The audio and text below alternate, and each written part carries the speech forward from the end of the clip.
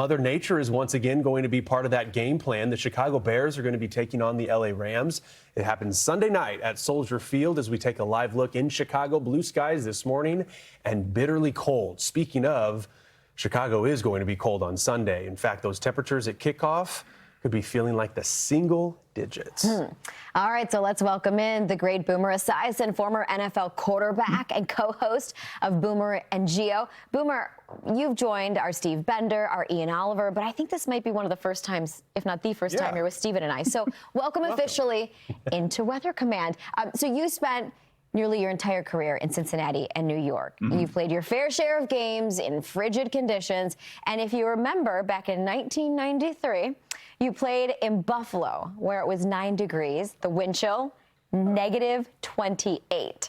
Yes. So how does one get through a game, especially such a critical game, when it's that cold?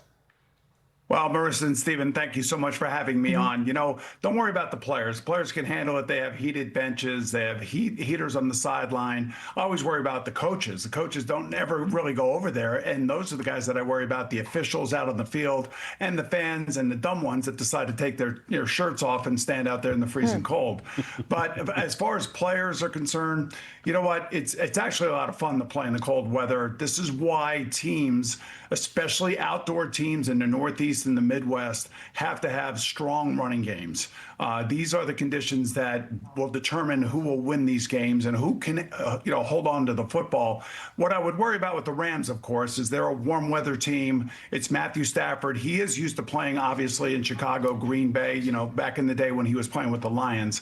So I think he'll adjust fine with it. Plus, he actually wears scuba gear. The thing that really affects us more than anything as quarterbacks anyway, it's really throwing the football. And if it's windy, that's when it gets really tough. And I thought that Tom Brady kind of really put a nice spotlight on that last week with the game that he was doing and the wind that Philadelphia was dealing with and the 49ers are dealing with. And he was showing people how to throw the football from a quarterback's perspective into the wind to make sure that the wind doesn't affect the ball as much, as opposed to guys not really paying attention to that. Actually, Boomer, you read our mind. You must have been on Fox Weather a time or two because we actually pulled that soundbite from Tom Brady last week. And let's take a quick listen to what Boomer was just referring to.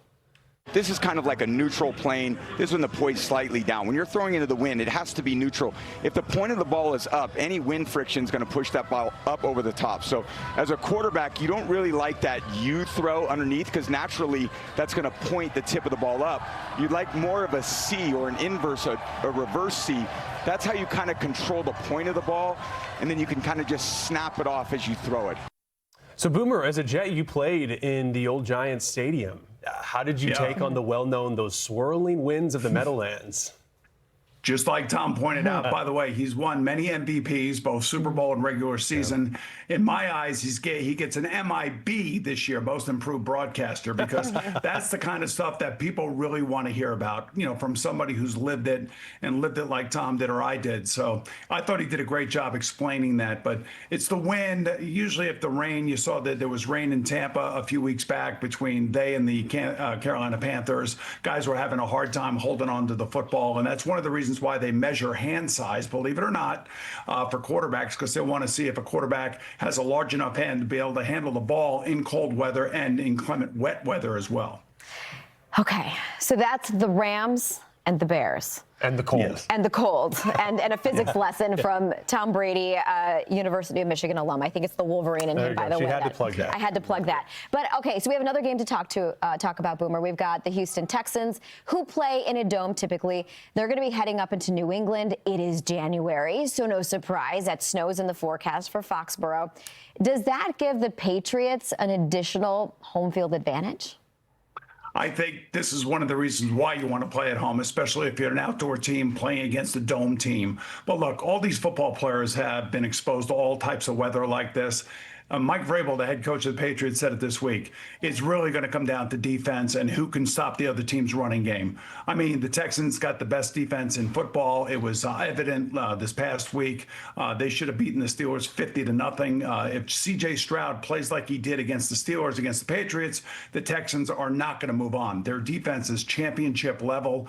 Weather does not affect the defense, especially a fast, young, assertive defense as the Texans have. So for me, when I take a look at these 4 games this weekend, the weather may affect a little bit the passing for C.J. Stroud, but this is going to be the most physical of the 2 games because I think Mike Vrabel is going to challenge his team all week long outside. He's going to keep telling them how physical the Houston Texans are. And Mike Vrabel was known as a physical football player. His teams were always physical when he was with the Titans. And I would suspect this is going to be a low-scoring game, and I think it's going to be a pretty nasty game from a defensive perspective.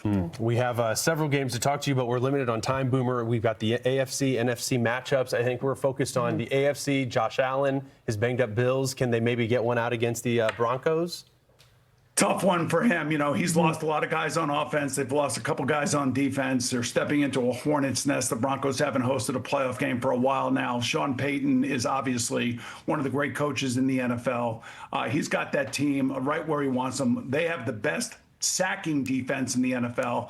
And to me, without the wide receiver complementing Josh Allen, this is going to be the toughest for all the quarterbacks, I think. So if he can do this, he truly is Superman because this is going to be a very, very difficult game, even though the weather is going to be perfect to play football in Denver on Saturday. We're not surprised by that. Denver has had a remarkable season. And by remarkable, I mean this lack of snow, 50s, 60s into the new year. And so we're going to continue with that pattern. So fans that are not wearing a shirt that have to make sure they sport all letters of the team, they should be okay. They should be okay.